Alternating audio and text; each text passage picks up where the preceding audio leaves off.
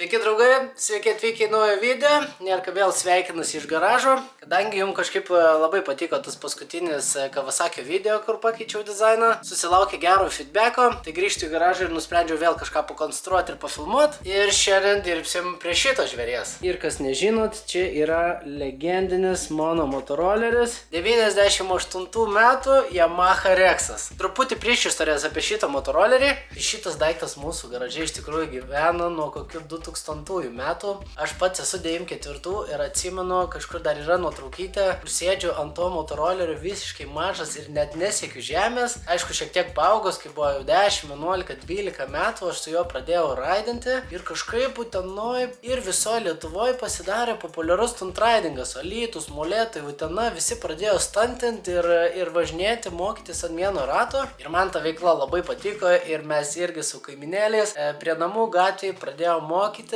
nuleistom kojom, važiuoti ant vieno rato, aiškintis, kaip reikia dirbti su tuo stabdžiu. Motoroleriai buvo tuo metu visiškai standartiniai ir to mums pakako. Labai nuostabus laikai ir labai džiaugiuosi, kad aš to motorolerio ir nepardaviau. Kol buvau studentas, aišku, buvo užėję tokia nuotaika, kad aš jį visą išardžiau ir galvoju, ten perrinksiu ir jis ilgą laiką gulėjo visiškai išardytas, ant detalių paleistas, bet tada prieš 5 metus mes su Domu prie jo prisėdom, aš susiradau visas detalės, radom naują variklį, viską surinkom šviežiom naujom detalėm. Visus tos epus ir video galite pažiūrėti pas DP Productions kanale. Ir va, šiaip labai smagus ir geri laikai, smagus atsiminimai, paauglystė. Iš tikrųjų esu labai dėkingas tėvukui už tai, kad parvarė tą motorolerį ir aš visą jaunystę turėjau tokią kaip ir puzlę. Tu ir pats taupydavai pinigėlius ir aiškindavaisi, kaip veikia tas variklis, ardydavai karburatorių, gal kokias 3 kartus per dieną, aiškindavaisi, kas ten veikia, kas neveikia, ardydavai variatorių, keisdavai svarelius ir panašiai. Tai iš tikrųjų išugdė labai gerų savybių, nebijojimo prisiliesti prie technikos, ardyti, klysti, vėl tvarkyti, taupytis pinigėlius kažkokiam detalėm, 70 grupiai ar ten duslintuvėliui, tada vėl kažką konstruoti, instaliuoti, žiūrėti, kaip performina, kaip važiuoja. Iš tikrųjų, paauglystė buvo nereali ir faktas, kad susipažinau su daug draugų, su kuriais dar ir sutarėm ir šiandien ir grinai viskas atėjo iš motorolerių, iš visokių mytų, susitikimų, važinėjimų kartu. Wow, tai labai nostalgiška. Tai labai džiaugiuosi, kad to motorolerio nepardaviau. Aišku, jis nėra ir toks gražuolis, jeigu turėtum kokį Aeroxą, gal ir galėtum jį ten parduoti greitai, bet šitas daiktas jau liks man ir mano vaikam, ko gero. Tai dabar yra jisai tokiai būsenai, kad turi 70 grupę, malosi multivarą, gražus 12 ratukus, priekyje Aeroxo šakę, visiškai naujas buvo Genelli Extra duslintuvas, aš jam pravariau šiemet technikinę, jisai turi 12 karburatorių, kuris yra per mažas ir man daug kas čia rašė, kad reiktų pakeisti į 17, bet aš pats neplanuoju labai su šito motoroleriu daug važinėti, aš tiesiog noriu, kad jis būtų sveikas, nerytų daug kūro, Eglė galėtų su juo paraidinti ar kas kitas, kas norės, bet reikia padaryti porą dalykų. Aš visiškas AliExpresso fanas ir radau tokių dalykų. Šitam motoroleriui yra nulūžusi kūro matuoklė, šitas daiktas būtent, kuris dabar yra bake. Mes su Domu paskutinį kartą bandėm suklijuoti, jo yra atplyšęs korpusas nuo šitos detalės ir motoroleris nerodo, kiek yra kūro. Aš kažkaip AliExpress'e ieškodamas, žiūrinėdamas detalių, kad šitas daiktas yra nuo Yamaha JOG ir aš kiek pamenu, kiek pats žiūrėjau video, jisai yra labai panašus toks, koks stovi pas mane ir dabar išsiardžius sužinosim 100%, bet jeigu veiks, tai bus labai nice. Tada sekanti detalė, radau tokią smulkmenėlę. Pas mane čia prie spinelės nėra jokio padėlio. Užkūrimo reikalai. Kas turėjot pirdas, tai atsimenat, kad su užvedimu visada yra reikalų. Ten ta kojelė šokinėja, pokščiai praslysta ar dar kas nors, tai geriau pasikeiskim šitas detalės, gal irgi padės užkurti motorolerį lengviau. Na, ir uždėsim šitą plasmasėlę. Jinai dėsis ant aušinimo plasmasės. Kažkur čia va.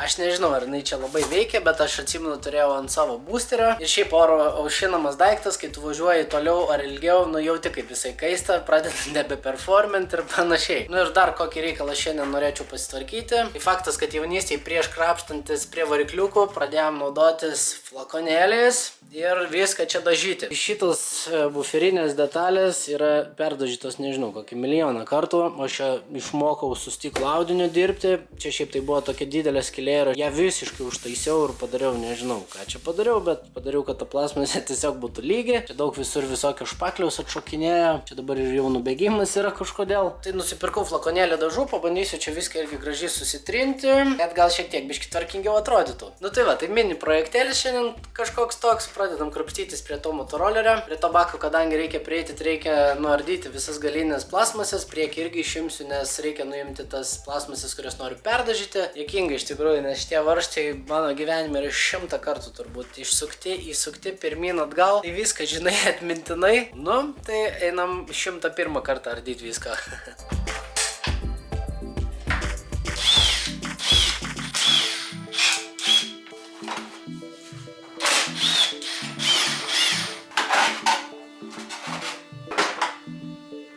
Realiai net nereikėjo karpyti video. Viskas taip paprastai ir aišku. Visą galą išardyti užtrunka kokias 2-3 minutės. Gerai, ką mes čia turim? Tai vat kaip minėjau, yra nusprogęs šitas reikalas. Aš panašu, kad jo fiškė yra labai panašu į tai, ką aš čia nupirkau. Bandom, gal pasižiūrim, ar elektrinė šita visas dalis veikia. Ir tada pabandysim pažiūrėti, ar korpusėlis tinka. Nu, tiesos akimirka. Žiūrėkit. Paukšt.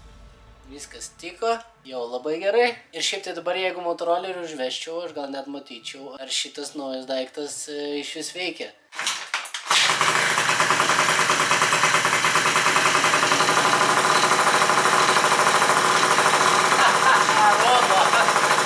Žodžiu, kūro lygis ant spidometro keičiasi, tai reiškia elektrinė dalis veikia. Tai dabar mums reikia išimti šitą seną visą reikalą, reikės ko gero čia porą varžtų atsisukti, visą galą nuimti ir tada nuimsim šitą reikalą.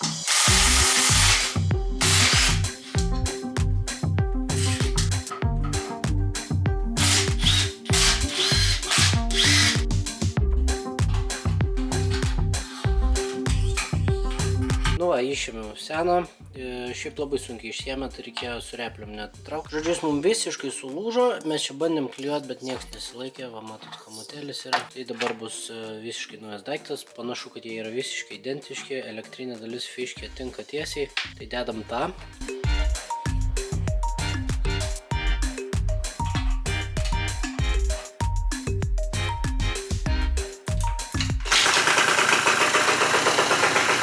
Nu, žiūrim.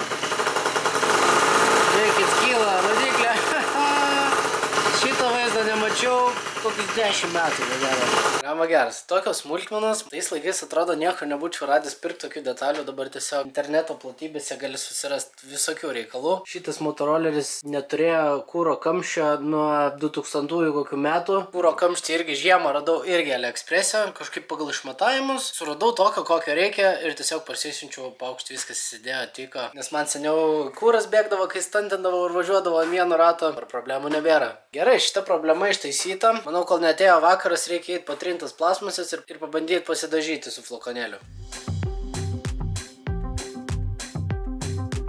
Ir just like that, viską išardžiau iki rėmo. Dėkinga, mes, kai mokydavomės važiuoti ant vieno rato, visada motorolerio plasmasės va taip išardydavom, sėdėdavom visiškai ant rėmo, automatiškai dėl to, kad priekis yra lengvesnis ir motoroleris lengviau kyla. O kitas dalykas, tai nenorėdavai plasmasių sulaužyti, tai kažkaip saugodavai, tai kol vyko mokymasis, važinėdavom taip. Čia dar irgi visiškai legendinis yra lipdukas, Utenos skuterių team. Lipdukus tais laikais irgi patys gamindavom, karpydavom rankom, visokius DC vans. Nu, o dabar reikia šitą susitvarkyti. Čia apibėgę, matyt, stabdžių skysčio buvo kolorinom. Plastikas yra toks netvarkingas, tai biškį patrinam ir persidažom.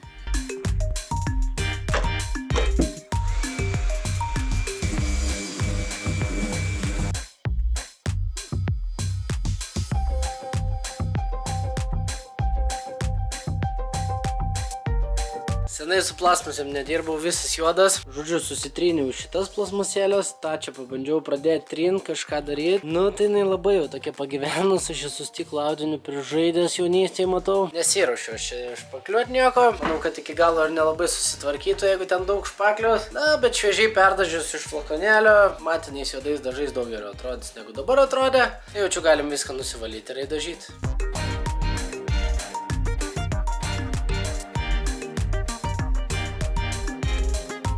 Gerai, plasmasės yra nudažytos ir dabar, kol jos džiūna, dar sulakščiau iki H2 auto, nusiploviau tą kilimėlį, išsiploviau to viso reikalo vidų. Dabar, kol džiūna tos plasmasės, galima įlysti į variatorių ir pasikeisti užvedimo šitos dantratukus.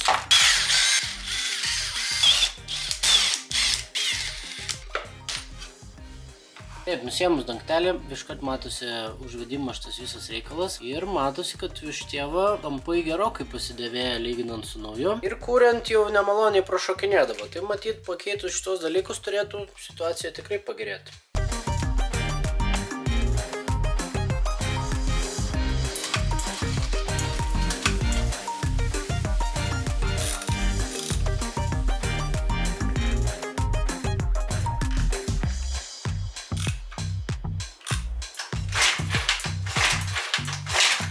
Pakeičiau tos dantratukus, viską gerai sutepiau. Panašu, kad dabar kol kas vaikšto neblogai. Manau, kad mano plasmasės baigia džiūt. Galima po biškį rankiotis viską atgal.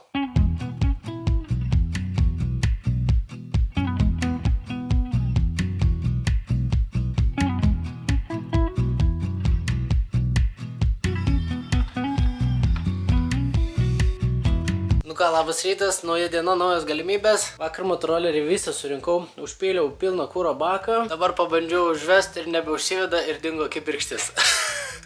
Aš nežinau, iš kur mes paauglystėje turėdavom tiek kantrybės tvarkytis šitais motoroleriais, bet kibirkštis dingo, iš niekur nieko, vakar viskas veikia. Ta šiek tiek lindau prie laidų, norėjau juos izoliuoti, prie spinelės, gale, gal kažkur kažką prignybau, arba gal žvakė numirė per naktį, nežinau. Bet žodžiu, turim sekantį monstrą, kurį reikia patvarkyti, stovi va mano busas paruoštas. Nupirkau naujų tepalų, naujus oro filtrą, salono filtrą, tepalo filtrą, kuro filtrą labai senai keičiau. Reikia lysti po mašinėlę ir sutvarkyti šitos dalykus, paskui vėl prieiti prie pirlos.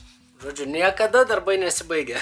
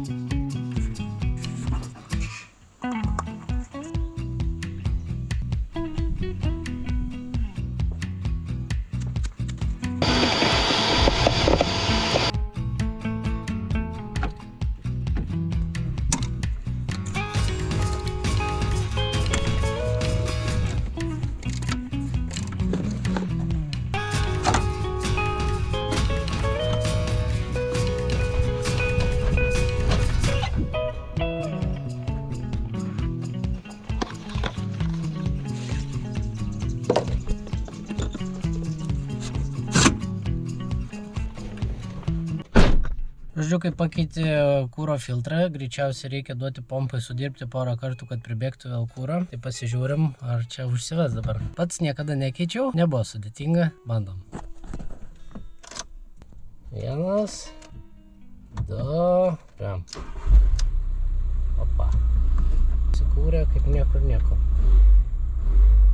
Nu va, busui buvo pakeisti tepalai, filtrai, oro, tepalo, kūro. Bet šiandien graži dienelė, blemba reiktų nuvaryti dar ir paraidint. Mocis pakrautas, senai jau raidinau tenai, varom gazuot.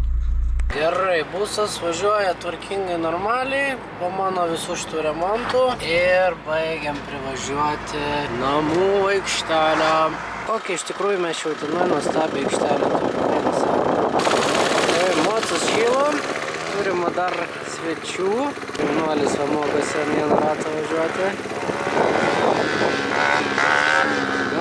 Neblogai sekasi, geras. Nu, dedamės šalmą, dedamės GoPro. Galim pagaudyti raidinimo šotų. 1, 2, 3. Opa! Nu, fainai, hebrytės privažiavo į aikštelę, irgi mokosi važinėti ant vieno rato. Labai smagu. Labai jaunimas skuba, turbūt nori greitai išmokti ant vieno rato važiuoti. Jo, šiaip kaip pagalvoju, mes jau 12, gal daugiau net, nuo kokių 2013 metų pradėjom treniruotis šitoje aikštelėje ir taip gerai kažkaip, nes labai sunku gauti oficialų leidimą iš tikrųjų treniruotis, bet per tiek metų tokių visokių gražių rezultatų padarėm ir manau, kad Utena didžiuojasi mumis, tai labai smagu, kad galim atraidint, oficialiai treniruotis. Net pamiršau, kiek čia daug vietos eina savo.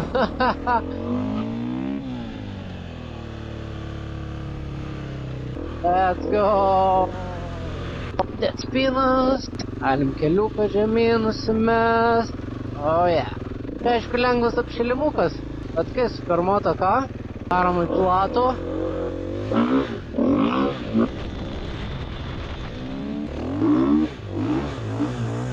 Oi, visai gerai gripo čia aikšteliai pas mus. Galvojau, slidžiau bus galima pratesti mokytis 360 shuffle.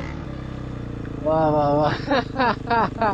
Kiek man jau gaunasi, koks 4 sezonas, kaip raidinu su supermoto. Supermoto šiaip tai labai man patinka, labai smagus, blem, su juom priekinio rato. Važiuoji kaip nori ir kur nori. Labai smagu, kad jisai toks lengvas, labai manevringas, visas gali su juo sirklint, taip smagiai. Aišku, ne tas pats, kas su 4 cilindrų Kawasakiu, pavyzdžiui, raidintum, bet aš kažkaip labai pripratau ir man taip smagu su juo. Aišku, šiek tiek akrobatiniai triukai yra sunkiau, nes svorio centras, jo variklis gana aukštai stovi, tai taip atsistot ant sėdynės ar kažką panašaus padaryti yra daugiau reikalų. Jis nėra toks stabilus, bet viskas įmanoma. Kojas ant vairo, bum. Važiuojam.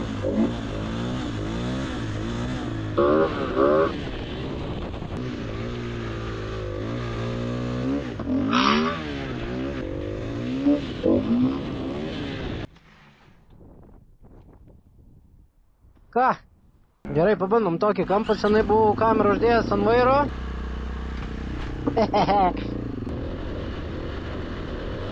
Let's go! Labai smagu raidint, labai smagu, kad sezonas prasideda, oras gerėja, galima dūkt. Nu tai va, tai kažkaip taip ir darom treniruotis, važinėjom, susigalvojom visokių triukų. Labai smagu, kad jaunimo pabiškį prisirenka irgi. Visada klausinėja, kada raidinam, kada varom. Aišku, mes irgi ne visai daug dabar jau laiko Utenoj patys praleidžiam, reikia raidint. Visokie pasirodymai, kelionės į užsienį. Bet kai galim, tai labai smagu čia sugrįžti namo. Nu va, tai tokie reikalai. Tai žodžiu, jamu kamerą, biškį noriu rimčiau pasitreniruoti. Kažkiek apšylam ir varom paraidint rimtai dabar. Nu, treniruotė baigta. Gerai, paraidinom, labai smagu sugrįžti į namus, į namų aikštelę. Didelė, jinai čia pas mus tokia švari, lygiai, graži, taip, gera raidint. Šiandien ir Hebros visai atvažiavo Uteniškių. Smagu matyti, kad jaunimas iš tikrųjų mokosi irgi ant ratų važinėti. Klausia manęs patarimo. Jeigu kas nors Utenoj vis norit su mumis pasportuoti, tai parašykit būtinai, kai būnam Utenoj. Būtinai priimsim. Nu, o dabar lekiam namo. Man ta pirda neramina, reikia surasti kibirkštį, darbai nesibaigė, būsis irgi panašu, kad viskas gerai, lekiam namo. Greitai po stunt sessiono grįžęs išsiardžiau aš tą pirdą, vėl nuoga. Vakar taip stengiausi tas plasmasas gražiai sudėti ir vėl teko viską nuimti. Žodžiu, radau, kad nuo šito komutatoriaus ar kas čia per dalykas, tiesiog klaidas buvo čia išsimovęs ir dabar pirda vėl veikia. Labai užknisa dažniausiai tokios elektros problemos. Kai tu nežinai, kas čia gali būti sugedę ar kas čia atsitiko. Vakar matyt, kai rinkau viską, uždėjau sėdynę ir tas laidas tiesiog paukšt ir atsikabėt. Nu tai čia labai gerai viskas baigėsi. Gerai, kad niekas nenutrūkė kur nors durnai, kad reiktų visą provot kerdyt. Reikia dar kartą laidelius gerai persižiūrėt. Nu ir galima bus viskas surinkti atgal.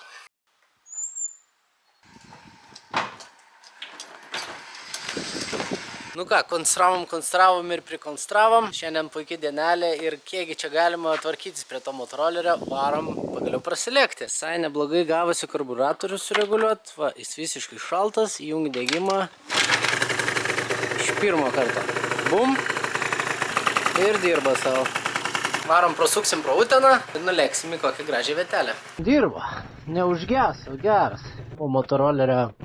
Sėdynė yra visa gražiai sutvarkyta, o žiūrėkit, net apmušalėlį šitą radau. Įdedam pirštinės, galim varyti. Vakar su motoroleriu dar pasivažinėjau, biškį variatorių pareguliavau. Buvau įdėjęs per sunkius svarelius, ir jam kažkaip sekdavosi sunkiai traukti, nes būdavo per vidurį tokia duobė, pagaunu iki 30, tada apsukos krenta ir tada jis vėl pasigauna. Tai važiuoti prieš kokį kalną jau buvo biški nesąmonė. O dabar tai viskas fainai. Aišku, jis nevažiuoja čia 80, bet važiuoja šiam lengvai. Iki 70 galima įsibėgėti, bet mieste tai visiškai užtenka. Dabar net ir kūrą rodo. Keista rėlė, šiaip tai įdėjom posūkį, nes jis skleidžia garsą, biški nervina. Tai va, tai su šito motoroleriu mano visa idėja buvo padaryti jį visiškai, kaip čia, user friendly. Kad jinai užsivestų tiek šalta, tiek šilta. Gaila, kad starterio nėra, bet visi bendeksai iš senatvės jau buvo pamesti. Nes seniau tiesiog mes kažkodėl starterių nenaudodavom, nežinau kodėl. Bet šiaip tai būtų faina turėti akumuliatorių, turėti starteriuką, kad motoroleris prieį, brakšt užsivedė ir viskas. Prasukam pro miestelį gal Utenos.